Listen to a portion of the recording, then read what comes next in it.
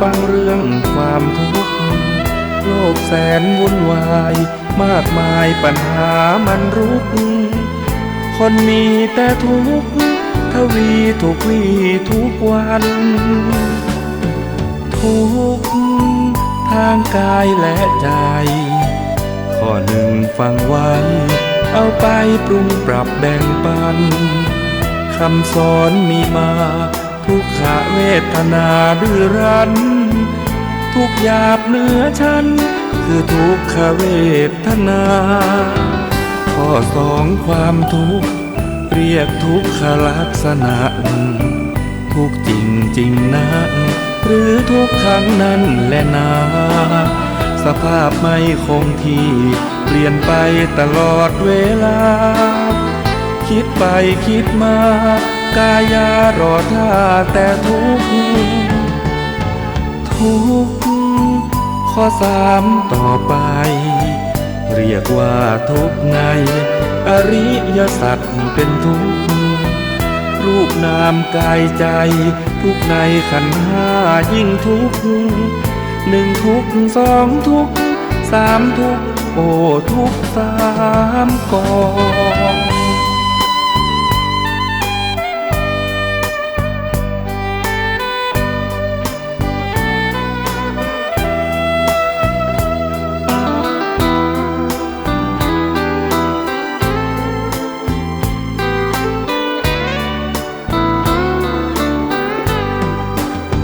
ข้อสองความทุกข์เรียกทุกขลักษณะทุกจริงจริงนะหรือทุกครั้งนั้นแหละนะ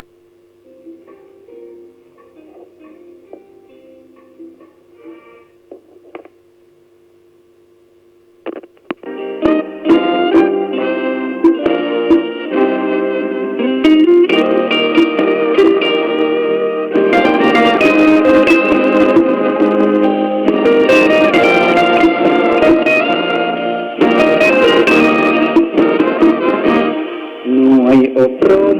ประชาชนประจำตำบลหรือที่พวกเราทุกคนเรียกสั้นๆว่าอปต.สมเด็จขึ้นวัดบางพระยาท่านเป็นคนก่อตั้งแต่ปี18แล้วนะกว่า40 ปีที่ยังอย่าถืองาน8 ภาระที่ท่านให้พระนำพานำทางให้รู้ให้ใจให้หวังให้แนวทางได้ความสุขคืนสังคมบอบช้ำรักให้ทำสุขคนให้ตื่นครอบครัวได้คนดีขึ้นภาระอื่นๆคงดีขึ้นตามอบต.ขอใจชาวไทยทุกคนวอนสาธุชนผู้ความจนด้วยมนต์พระธรรมฟื้นฟูชีวิตกลับความคิดให้ถูกทุกอย่างเทคโนโลยีคุกคามพระธรรมเป็นยามเช้าใจหน่วยอบรมประชาชนประจำตำบลปต.นั้นอย่าสับสนปกลาไม่ใช่ปใบไม้มาช่วยกันนะอย่าให้หน้าจอคือมองใจลูกหลานหลงยุคสมัยพระธรรมช่วยได้ถ้าคนไทยช่วยกัน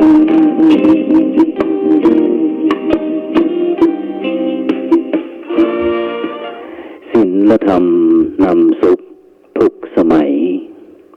เฮาเป็นไทยเพราะมีธรรมประจำชาติหากไร้ศีลสิ้นธรรมต่ำอำนาจ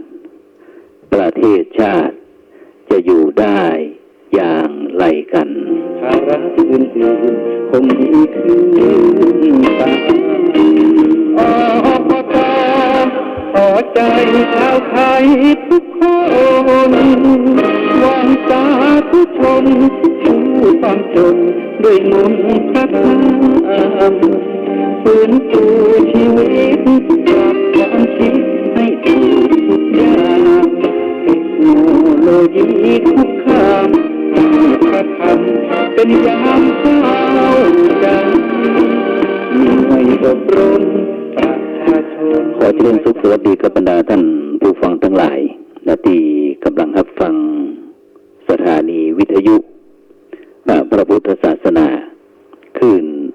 104.50 เมกะเฮิรตซ์ซึ่งก็เป็นประจำทุกคืนวันเสาร์ในวันอาทิตย์เวลาตั้งแต่ประมาณ 20:00 นเป็นต้นไปก็จะพบกับรายการส่องธรรมซึ่งดำเนินรายการโดยอาตมาภาพพระครูโสพลปริยัติผู้ช่วยเจ้าอาวาสวัดพระสิงห์วรมหาวิหารเลขานุการรองเจ้าคณะจังหวัดเชียงใหม่ที่ได้นำนานาสาระธรรมะขององค์พระสัมมาสัมพุทธเจ้ามามามาเอิญมากล่าวกับบรรดาท่านผู้ฟังทั้งหลายซึ่งในค่ำคืนนี้ก็พบกันในคืนวันเสาร์ที่17เดือนสิงหาคมปีพุทธศักราช2562ซึ่งวันนี้นั่นก็ฝนฟ้าก็ตกโปรยเข้ามาช่วงวัน2วันนี้ก็ทำให้อากาศเย็นสบายแต่ผู้จัดเองก็รู้สึกว่าเสียงนี้ก็จะลดคุณภาพลงสักน้อยหนึ่ง เพราะว่าวันนี้ตลอดทั้งวันนั้นที่คณะสงฆ์จังหวัดเชียงใหม่ด้วยการนำของพระเดชพระคุณหลวงพ่อพระเทพปริยัติเจ้าคณะจังหวัดเชียงใหม่พระเดชพระคุณหลวงพ่อพระเทพมังคลาจารย์พระเดชพระคุณหลวงพ่อพระเทพสิงหวราจารย์รองเจ้าคณะจังหวัดเชียงใหม่ทั้ง2รูปพร้อมถึงหลวงพ่อเจ้าคณะอำเภอรองเจ้าคณะอำเภอเจ้าคณะพระสังฆาธิการประธานหน่วยอบรมประชาชนประจำตำบลแล้วก็คณะพระเลขานุการทุกระดับชั้นในเขตปกครองคณะสงฆ์จังหวัดเชียงใหม่นั้นก็ได้ร่วมกันทำกิจกรรมพิธีฉลองบาลีแล้วก็แสดงมุทิตาจิตกับบรรดาพระภิกษุสามเณรผู้สอบบาลีได้ในนามคณะจังหวัดเชียงใหม่ประจำปี2562จำนวน131รูปแล้วก็มีบาลีศึกษาก็คือที่เจ้าบ้านเฮียนแต่ก็สอบเหมือนกับพระเนรเช่นเดียวกันแห่ง12คนฉะนั้นก็วันนี้ก็ที่วัดพระธาตุศรีจอมทองตลอดทั้งวันก็มีการแสดงกิจกรรมในภาคเจ้าก็เป็นการแสดงผลงานนิทรรศการโดยอบรมประชาชนประจำตำบลหรือว่าที่เพลงครูสลาฮ้องบนเพราะว่าอบตอบตอบตไม่ใช่อบตปอปลาไม่ใช่บอใบไม้ถ้าเป็นปอปลานั่นก็เป็นองค์การบริหารส่วนตำบลแต่ถ้าเป็นหน่วยงานของคณะสงฆ์ก็เป็นหน่วยอบรมประชาชนประจำตำบลฉะนั้นก็มันจะใกล้เคียงกันฉะนั้นครูสลาเพิ่นก็เลยมาเน้นย้ำว่าอบตไม่ใช่ปอใบไม้เด้อปอปลาไม่ใช่บอใบไม้ฉะนั้นก็เป็นการบูรณาการโดยการใจหลักธรรมในทางพระพุทธศาสนาไปใจโดยเฉพาะโครงการหมู่บ้านรักษาศีล5ซึ่งก็มีหน่วยอบรมประชาชนประจำตำบลทุกตำบลนั้นก็จะมีประธานหน่วยอบรมประชาชนประจำตำบล1รูปแล้วก็จะมีคณะกรรมการคณะกรรมการนั้นก็ประกอบไปด้วยพระสงฆ์องค์เจ้าในตำบลแล้วก็จะมีองค์กรหน่วยปกครองส่วนท้องถิ่นบอกว่าจะเป็นตึงนายกองค์การบริหารส่วนตำบลกับนายกเทศมนตรีกับหรือพ่อหลวงพ่อกำนันพร้อมตึงอบตพ่องนี่ก็จะเข้ามาร่วมเป็นคณะกรรมการกันเพื่อที่จะได้ออกเยี่ยมเยียนพวกประชาชนอย่างต่างๆในหมู่บ้านแม้กระทั่งโรงพยาบาลส่งเสริมสุขภาพประจำตำบลหรือห้องว่ารพสตแล้วนอกจากนั้นก็ยังมีตั้งตำรวจชุมชนในตำบลแล้วก็ตำรวจแล้วก็ยังมีโรงพยาบาลแล้วก็ยังมีโรงเรียนโรงเรียนต่างๆเหล่านี้เข้ามาเพื่อที่จะช่วยกันบำบัดทุกข์บำรุงสุข นภายในตำบลนั้นนะโดยการนำหลักธรรมคำสอนในทางพุทธศาสนานะเป็นศูนย์รวมใจแต่จากนั้นก็วันนี้ตลอดทั้งวันนะในภาคเจ้าแสดงผลงานหน่วยอบรมประชาชนประจำตำบลซึ่งวันนี้นั้นพระเดชพระคุณหลวงพ่อพระพรหมเสนาบดีรักษาการเจ้าคณะภาค7นะพร้อมกับพระเดชพระคุณหลวงปู่พระพรหมมงคลหลวงปู่ทองสิริมังคโลประธานขับเคลื่อนโครงการหมู่บ้านรักษาศีล5คนเหนือนะพร้อมตั้งคณะสงฆ์จังหวัดเชียงใหม่นะได้ร่วมกันเปิดพิธีเปิดการแสดงผลงานนิทรรศการผลงานหน่วยอบรมประชาชนประจำตำบลนะซึ่งวันนี้ตลอดทั้งวันนะก็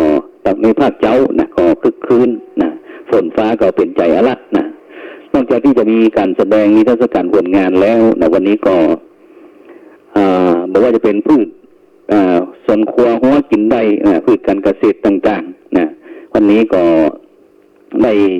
ตะวานี่ก็ได้หน่วยอบรมประชาชนประจำตำบลอำเภอเชียงดาว ไปฝากเฮ็ดลมต่ำท่านอาจารย์มหาเคนนะฝากเฮ็ดลมพร้อมถึงน้ำพริกหนุ่มบอกว่าท่านอาจารย์พระครูไปต่ำคนเดียวไปยำคนเดียว นะพร้อมถึงเทพธิดาดอยนะ5 หางนะ5 หางหน่อไม้นะผมรู้สึกว่ามันนักลงไปก็พอดีไปเจอเมกาตีขายของสังฆพันธ์นะที่เป็นมีพระสงฆ์องค์เจ้ามีการมีงานใดหมู่เมกาเหล่านี้เป็นก็จะไปขายนะสิ่งของที่เครื่องใจสอยจำเป็นนะสำหรับพระสงฆ์องค์เน้นนะเจอเป็นก็เลยหันเป็นมาวัดพระสิงห์บ่อยแล้วก็คุ้นเคยกันก็เลยยกหน่อไม้เป็น2 หางนะหางตกแขนเนี่ยหน่อไม้ไหล จากหน่วยอบรมประชาชนประจำตำบลอำเภอเชียงดาวพร้อมตึงน้ำพริกเฮ็ดลม น้ำพริกเฮ็ดลมนะฉะนั้นก็ต้องขอบคุณอนุโมทนากับคณะครูบาอาจารย์ด้วยนะที่เป็นห่วงเป็นใยกว่าคนดังในเมือง บอกว่าจะบ่ได้กินบ่ได้ครบบ่ได้ฉันนะมาเดียวนี้ก็เหมือนกันบอกว่าตั้งไม่อ่อนท่านอาจารย์พระครูวัดผาตั้ง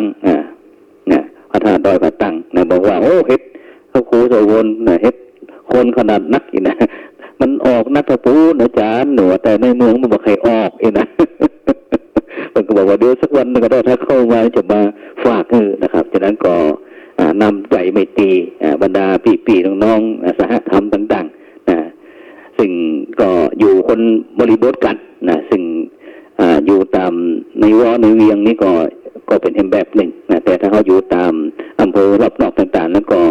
จะหันวิธีชีวิตในการสัมมนาสารูปของคณะครูบาอาจารย์ของเราบอกว่ามีชาวบ้านฉันอย่างก็ฉันนั้นนะแต่ในเมืองนี้ก็ส่วนมากนั้นก็จะเป็นอาหารบิณฑบาตนะบิณฑบาตพระสงฆ์องค์เจ้าไปบิณฑบาตก็ศรัทธาญาติโยมใส่อย่างก็จะฉันนั้นแหละบอกว่าจะเป็นแกงส้มแกงของอายำซ่าเป็นห้องอย่างตำขนุนอีนะ น้ำพริกอีนะน้ำพริกฟักนึ่งอย่างต่างๆเหล่านี้ก็ฉันไปนะสิ่งหลวงพระเดชพระคุณหลวงพ่อพระเทพวิสุทธิคุณอดีตเจ้าคณะจังหวัดเชียงใหม่อดีตเจ้าวัดบุปลามก็บอกว่ามีก็ฉันนะไม่มีก็เฉยเลยมดก็วนไปเลยนะฉะนั้นก็ในภาคเจ้าก็จีปะทะนะตั้งครูบาป๋องนะท่านอาจารย์ท่านตุลุงป๋องนะเจ้าคณะตำบลที่อมก่อยต้นก็เอากระลำ กระลำมา1 คันรถปิกอัพนะขันรถปิกอัพเป็นบอกว่าเป็นอาจารย์พระครูนะเป็นกระลำที่ปลอดสารพิษเนื้อนะบ่มียานะสามารถดมได้เลยนะแต่ถ้าเป็นใส่ยุกใส่ยามันก็จะเป็นคิวเป็นว่านั้นจะเป็นคิวนะฉะนั้นก็นี่เพื่อฉันกินกันเองนะก็เลยต้องปลูกกันแบบหนึ่งแต่ถ้าจะส่งขายบางครั้งเป็นแมงเป็นอย่างเป็นกระทำนี้นะและได้ราคาถูกฉะนั้นก็เพื่อที่จะได้กระตังนักก็เลยจำเป็นที่จะต้องรักษาสภาพกระลำให้ดีแต่บริรักษาสุขภาพคนแต่จะได้ก็ตามบรรดาท่านผู้ฟังทั้งหลายนอกจากนั้นก็หลวงพ่อพระครูสุวัฒน์วรธรรมนะเจ้าคณะอำเภอเสมิงตั้งตึงท่านอาจารย์พระครูโอภาสปัญญาคมนะรองเจ้าคณะอำเภอตะวันนี่เป็นก่อไปเป็นกำลังใจนะกำลังใจให้กับบรรดาหน่วยอบรมประชาชนประจำตำบลนะแล้วก็มีตึงพระสงฆ์องค์เนรนะวัดพระธาตุสีจอมทองนั่นก็ได้ช่วยกันนะเพราะว่าตั้งเต็น นแล้วก็บ่มีไฟฟ้าบ่มีไฟฟ้าก็ต้องอาศัยตั้งวัดพระธาตุศรีจอมทองซึ่งก็มีท่านอาจารย์เจ้าคุณพระศรีศิลปาจารย์ท่านอาจารย์พระมหายุวรัตน์ยศินทโลเพิ่นก็ได้ช่วยบรรดาคณะครูบาอาจารย์เขาได้ช่วยบริการเรื่องไฟเรื่องน้ำต่างๆซึ่งก็ทำให้การแสดงนิทรรศการผลงานหน่วยอบรมประชาชนประจำตำบลประจำปี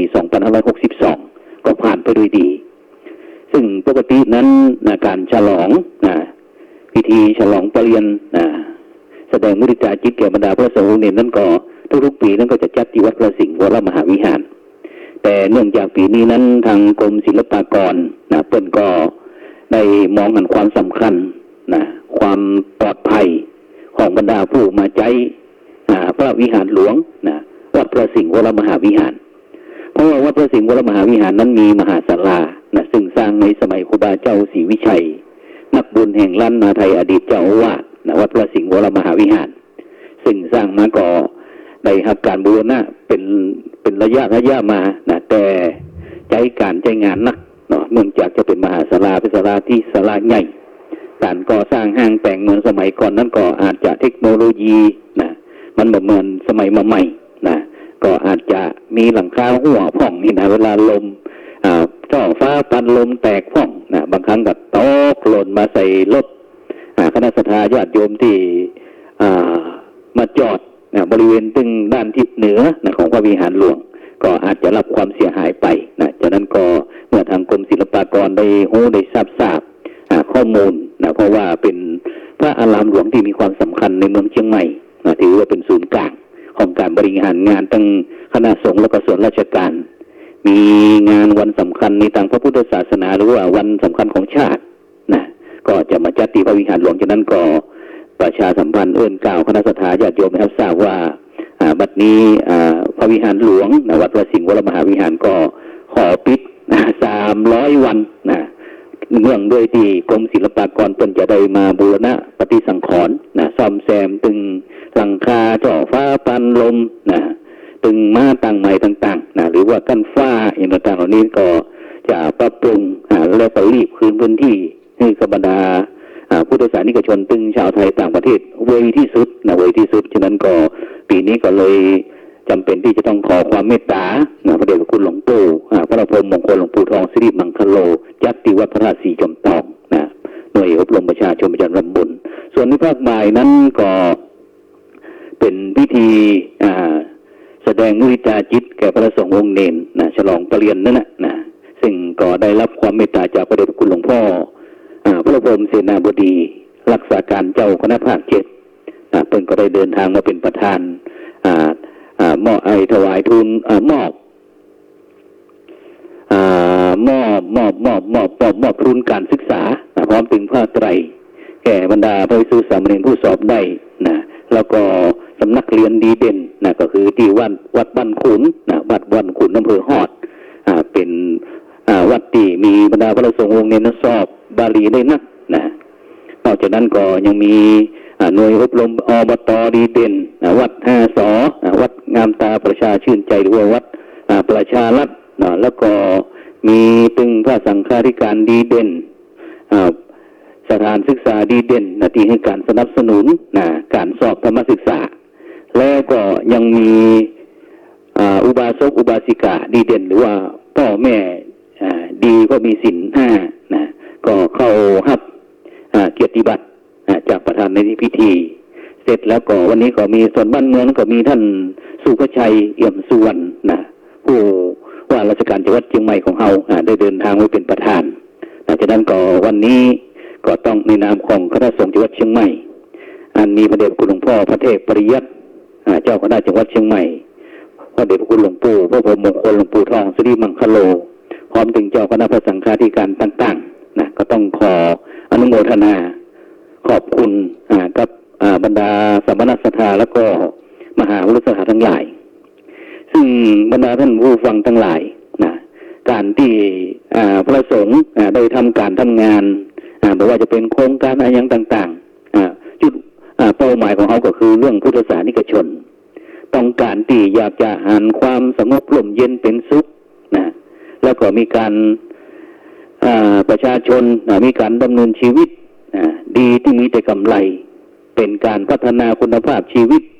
ของพี่น้องคนไทยทุกๆผู้ทุกคนให้ดีงามขึ้นซึ่งว่าความสดใสไร้ทุกข์โทษก็ย่อมจะต้องมีหลายสิ่งหลายอย่างที่คอยมาช่วยเหลือเกื้อกูลก็คือเรื่ององค์ประกอบซึ่งองค์ประกอบที่สำคัญคุณภาพชีวิตของคนเฮาจะดีได้นั่นก็ต้องที่สำคัญก็ต้องมีสุขภาพพลานามัยดีก็คือความบ่มีโรคภัยเบียดเบียนนับว่าเป็นความโชคดีที่หาได้ยากเหมือนกับที่บาลีเป็นว่าอโลคยาปรมาลาภาความบ่มีโรคเป็นลาภอันประเสริฐซึ่งบรรดาท่านผู้ฟังทั้งหลายหลายท่านหลายคนบางทีเคยพบได้เจอได้รู้จักกับผู้จัดเองก็บอกโอ้ดีใจกับท่านอาจารย์พระครูแต่โรคภัยไข้เจ็บก็บ่มี หันว่าเข้มแข็งแรงรู้สึกว่าอ้วนขึ้นในวันวันซึ่งความจริงแล้วบรรดาท่านผู้ฟังทั้งหลายถึงแม้จะคนเขาจะแข็งแรงจะได้กระจ้างตึกแต่มันก็ยังมีโรคทุกคนจะต้องมีโรคแต่จะเป็นโรคแบบไหนเท่านั้นเองฉะนั้นเมื่อยามที่เราสามารถที่จะออกกำลังกายหรือว่ามีงานทำเขาก็พยายามหาเวลาออกกำลังกายตัวเองเพราะว่าการออกกำลังกายเป็นสิ่งที่สำคัญแม้แต่ผู้จัดเองก็ต้องออกกำลังกายบรรดาท่านผู้ฟังทั้งหลายเพราะว่าคณะครูบาอาจารย์หันก็บอกโอ้ยดูพระครูโสพลได้ทำงานว่าซึ่งการทำงานนั้นเป็นความสุขใจของผู้จัดเองดีใจที่มีงานทำซึ่งอาตมานั้นก็จะคุยกับบรรดาลูกศิษย์หรือว่าสหธรรมต่างๆว่าดีใจที่ทุกท่านทุกผู้ทุกคน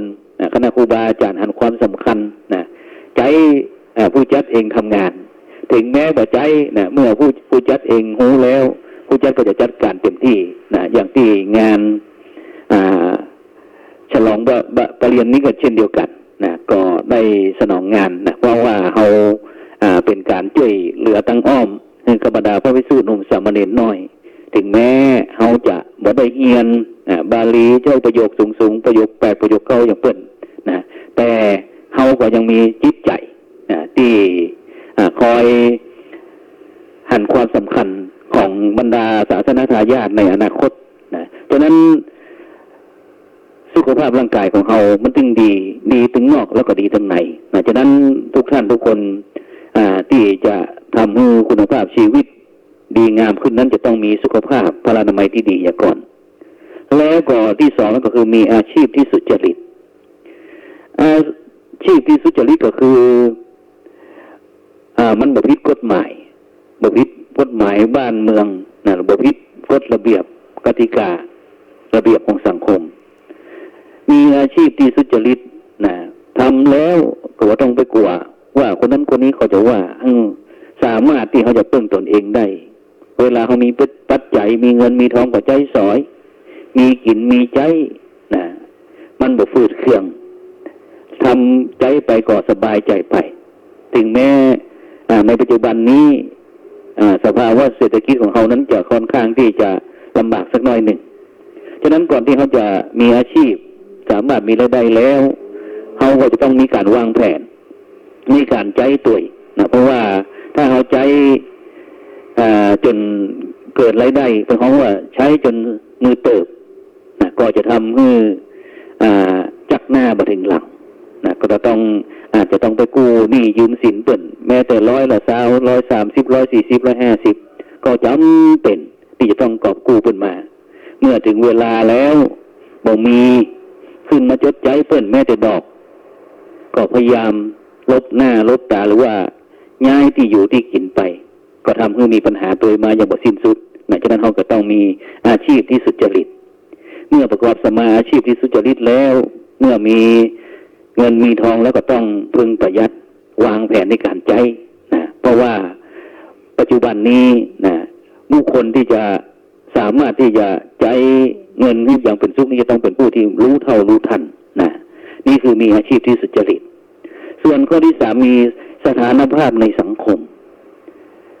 สถานภาพในสังคมนี้ก็มีความสำคัญเช่นเดียวกันบรรดาท่านผู้ฟังทั้งหลายอย่างแต่ว่านี่ก็มีสหธรรมเป็นพระน้องพระนุ่งรูปหนึ่งมาปรึกษาบอกว่าท่านพระอาจารย์นะว่าพอดีมีคณะครูบาอาจารย์นี่เปิ้นอยากหันผมทำงานพอดีเปิ้นบอกว่ามีคณะครูบาอาจารย์เปิ้นฮับพระราชาคณะชั้นลาดนะก็เปิ้นบอกว่าอยากจะถวายพระครูฐานานุกรมคือเก้ากับผมสักตำแหน่งหนึ่งพระอาจารย์มีความคิดเห็นว่าจะใด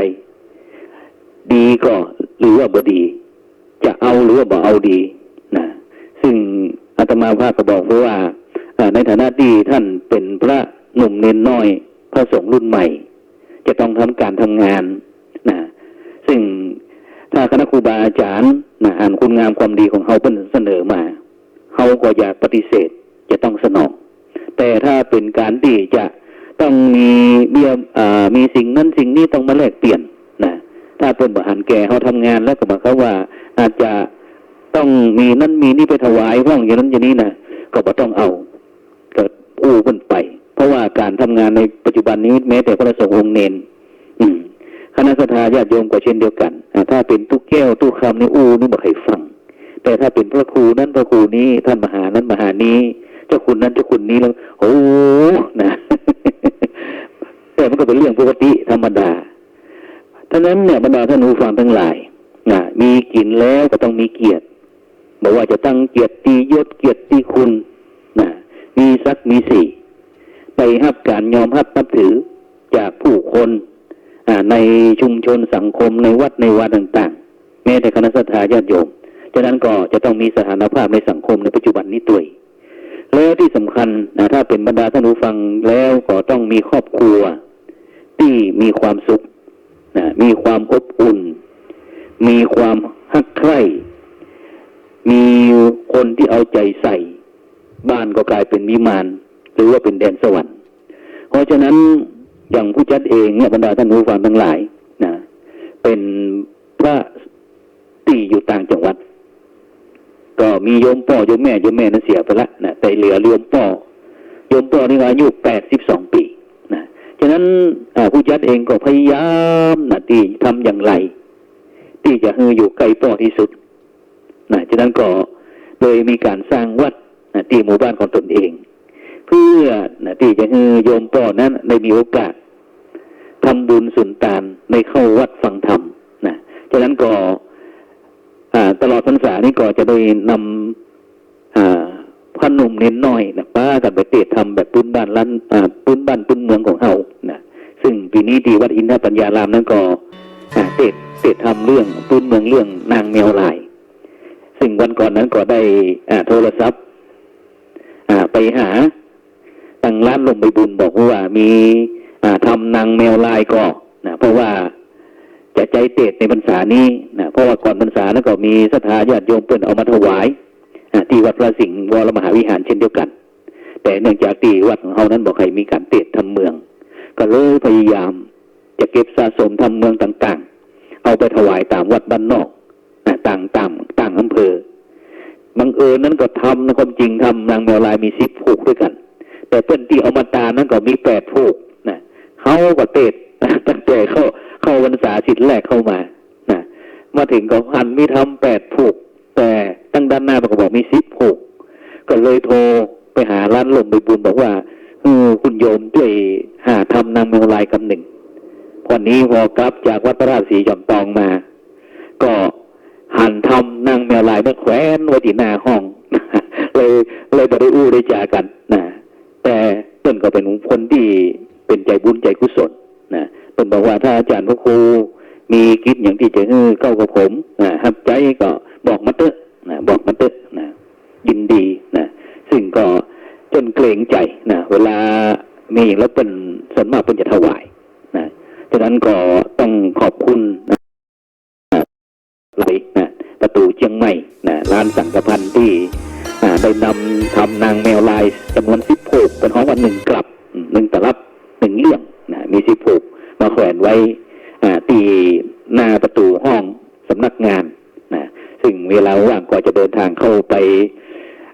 เช่นเดียวกันจะได้กระตามบรรดาท่านผู้ฟังทั้งหลายนะในช่วงเทศกาลเข้าพรรษานี่ก็อยากจะให้เป็นเทศกาลแห่งปัญญาเป็นเทศกาลแห่งการพัฒนาเพราะอย่างเพราะว่าจะเป็นเหตุให้ชีวิตของเราท่านทั้งหลายก้าวหน้าแต่การจะก้าวหน้าได้จะต้องมีการพัฒนาซึ่งถามว่าการพัฒนานั้นพัฒนาคืออะไรอย่างในทางพระพุทธศาสนาเพิ่นฮ้องว่าการพัฒนาแปลว่าภาวนาซึ่งคำว่าภาวนาแปลว่าการเจริญภาวนาแปลว่าการทำให้เป็นภาวนาแปลว่าการทำให้มีขึ้นฉะนั้นการศึกษาแม้กระทั่งการศึกษาอบรมการพัฒนาทุกสิ่งทุกอย่างให้เกิดความก้าวหน้าสิ่งที่จะต้องพัฒนาหรือว่าภาวนาก็คือเรื่องกายภาวนากายภาวนาคืออย่างก็คือเรื่องช่วงเทศกาลเข้าพรรษาเนี่ยอยากจะให้ท่านทั้งหลายพัฒนากายซึ่งหมายถึงการปรับปรุงพัฒนากายให้เจริญงอกงามขึ้นด้วยกุศลธรรมต่างๆคือกุศลธรรมนั้นงอกงามขึ้นในจิตอัธยาศัยแล้วก็ยังอกุศลทั้งหลายคือเสื่อมสิ้นไปก็คือได้แก่การรู้จักควบคุมอินทรีย์บอกให้จ้องต่างที่จะมาแห่งสภาพกิเลสมันแทรกซ้อนใดทำให้เกิดปัญหาหรือว่าเกิดความทุกข์หลายนานาประการต่างๆฉะนั้นก็ช่วงเทศกาลเข้าพรรษานี่คือพัฒนาเรื่องกายภาวนาส่วนข้อที่สองก็คือเรื่องศีลภาวนาศีลภาวนานี่ก็หมายถึงการพัฒนาศีลการพัฒนาศีลก็ได้แก่การพัฒนาเรื่องความประพฤติการควบคุมกายวาจาใจคืออยู่ในกรอบคืออยู่ในระเบียบคืออยู่ในกฎคือในเกณฑ์คืออยู่ในกติกาคือมุ่งเกื้อกูลส่งเสริมสนับสนุนซึ่งกันและกันแล้วก็โดยเฉพาะบ้านปี่เมืองน้องบ้านใกล้เรียนเคียงญาติพี่น้องมิตรแก้วสายคำต่างๆเฮาบ่เบียดเบียนซึ่งกันและกันมีแต่คอยจะช่วยเหลือเกื้อกูลด้วยความรักความเมตตาโดยการพัฒนาศีลแล้วก็สุดท้ายก็คือเรื่องจิตตภาวนาจิตตภาวนานี่ก็คือเรื่องการพัฒนาจิตก็คือเรื่องการง่ายๆก็คือเรื่องการฝึกอบรมจิตบรรดาท่านผู้ฟังทั้งหลายคือจิตมันเกิดความเข้มแข็งคือจิตมันมั่นคงคือจิตมันเป็นคนนักแน่นนะเพราะว่าจิตของคนเฮานั้นถ้าฝึกก็จะกลายเป็นจิตที่ถ้าบ่ฝึกก็กลายเป็นจิตที่อ่อนแอเป็นจิตที่อ่อนไหวควบคุมได้ยากซึ่งถ้าเฮาฝึกจิตดีแล้วการทำทุกสิ่งทุกอย่างมันก็ย่อมจะประสบผลสำเร็จมีพระบาลีเพิ่นบอกว่าจิตตัสสะธรรมโถสาธุจิตที่ฝึกดีแล้วนำความสำเร็จมาให้หรือว่าจิตตังทันตังสุขาบหังจิตที่ฝึกแล้วนำสุขมาให้เช่นเดียวกันเพราะฉะนั้นเนี่ยบรรดาท่านผู้ฟังทั้งหลายเนื่องจากเทศกาลเข้าพรรษานี้ก็ยากจะเชิญชวนบรรดาท่านผู้ฟังทั้งหลายที่มีวัดอยู่ใกล้บ้านก็พากันเข้าวัดปฏิบัติธรรมเจริญจิตตภาวนาเพื่อที่จะเป็นการพัฒนาตั้งเพื่อความเจริญก้าวหน้าของเราท่านทั้งหลายทั้ง3ด้านไม่ว่าจะเป็นเรื่องกายภาวนาเรื่องศีลภาวนาแล้วก็จิตตภาวนาซึ่งทั้งสิ่ง3อย่างนี้เป็นสิ่งที่สำคัญเพราะว่าชีวิตมนุษย์คนเราจะมีความก้านกุ้งอย่างใดนั้นจะต้องมีพื้นฐานที่ดีพอสมควรเหมือนกับการทำให้ไถนาการจัดเตรียมการปลูกพักพืชสวนครัวหรือว่าอย่างต่างๆทำการเกษตรก็ต้องมีการเตรียมดินพัฒนาดินตรงไหนที่มันบ่มีอาหารในดินเฮาก็พยายามหาอาหารมาเสริมเติมเต็มให้ดินเมื่อปลูกอย่างแล้วก็จะทำให้พืชผลเหล่านั้นดีงามซึ่งวันนี้ก็เดินทางกลับมาเช่นเดียวกัน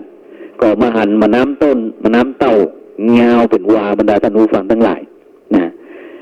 มาวางไว้ที่หน้าห้องนี่3 ลูกลูกเต้าขาเนี่ยยาวนี่โอ้โห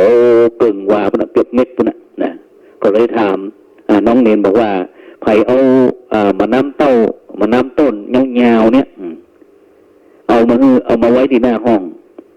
ก็มีเน้นบอกว่า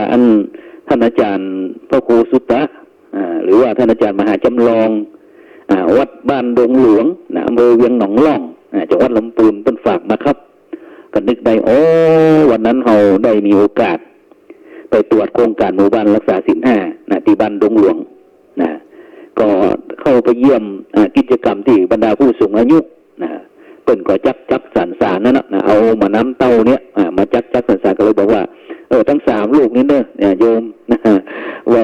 ถ้าสารเรียบร้อยแล้วอาตมาจองนะแล้วก็ฮู้จักเจ้าอาวาสก็บอกเปิ่นนะท่านอาจารย์มหาจำลองก็บอกว่าฮู้จักครับนะก็บอกว่าถ้าสารเสร็จแล้วนะก็เอาไปฝากเจ้าอาวาสนี่ไปถวายที่วัดพระสิงห์นะแล้วจะจ่ายสตังค์บอกกาฝีไม้ลายมือแต่ใจนั่นก็อยากจะเอาเมล็ดตั้งในมันนั่นเอาไปเพาะปลูกเอาไปเพาะพันธุ์เชื้อเพราะว่าพืชการเกษตรทุกวันนี้ถ้าเราบอกอนุรักษ์รักษาพันธุ์พื้นบ้านพื้นเมืองเขาไว้แล้วในอนาคตก็คงจะบ่มีละนะถ้าเขาจะกินอย่างต่างๆนี่เขาก็ต้องอยู่อย่างบริโภคจะกินนี่ก็ต้องซื้อหาเอานะเพราะฉะนั้นก็พืชพันธุ์ธัญญาหารต่างๆที่อย่างที่บอกว่าจะเป็นตั้งพันธุ์เข้าพันธุ์ผลไม้รากไม้ต่างๆในบรรดาท่านผู้ฟังทั้งหลายก็จะต้องมีการสืบพันธุ์เช่นเดียวกันคนเอาก็เช่นเดียวกันก็ต้องจะมีการคอยสืบพันธุ์กันเป็นตอดไปแม้แต่พระสงฆ์พระเจ้าก็ต้องมีสาธารณทายาทเพราะว่าฉะนั้นก็วันพรุ่งนี้วันอาทิตย์ที่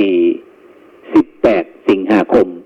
ศูนย์ศึกษาพระพุทธศาสนาวันอาทิตย์วัดพระสิงห์วรมหาวิหารนั้นก็มีการเรียนการสอนตามปกติฉะนั้นก็วันพรุ่งนี้เวลา 8 โมงเช้าก็เจริญพรผู้ปกครองบรรดานักเรียนผู้ปกครองศูนย์ศึกษาพุทธศาสนาวันอาทิตย์วัดพระสิงห์วรมหาวิหารเขาก็ไปร่วมกันทำกิจกรรมที่พระวิหารหลายคำที่พระวิหารหลายคำเพราะว่าหลังจากที่วันพรุ่งนี้ทำกิจกรรมในภาคเจ้าเรียบร้อยแล้วก็สายๆน้อยก็จะไปที่วัดแม่ยวกเพราะว่าได้รับทราบข่าวแจ้งมาจากโรงเรียนวัฒโนไทยพยัพว่าคุณครูสุรศรีได้เสียชีวิตซึ่งคุณครูสุรศรีนี่ก็มีความคุ้นเคยกับผู้จัดเองในฐานะที่ได้ทำงานร่วมกันเรื่องการสอบธรรมศึกษาพ่องหรือว่าในฐานะที่ผู้จัดเองเป็นคณะกรรมการขั้นพื้นฐานของโรงเรียนพ่องก็เปิ่นเมื่อเสียชีวิตแล้วเขาก็ควรจะมีน้ำใจกันและกันเพราะว่าน้ำบ่อน้ำคลองก็เป็นรองน้ำใจน้ำไหนๆก็สู้น้ำใจคนไทยเขาบ่ได้เพราะการตายการเป็นการตายนี่ก็สุดท้ายฉะนั้นวันพรุ่งนี้ก็จะไปที่วัดแม่ยวกเพื่อที่จะไปร่วมแสดงความเสียใจกับคณะคุณครูโรงเรียนวัฒโนไทยพยัพกับครอบครัวของคุณครูสุรศรีตัวฉะนั้นก่อนในค่ำคืนวันนี้ก็เวลาหมดเวลานำรายการจากบรรดาท่านผู้ฟังไปก่อนวันพรุ่งนี้พบกันวันอาทิตย์เวลา 20:00 นกว่าสักหน่อยสำหรับในค่ำคืนวันนี้ก็ขอกล่าวคำว่าธรรมะสวัสดีขอเจริญพรตอนนะอย่าสับสนปอปลาไม่ใช่บ่อใบไม้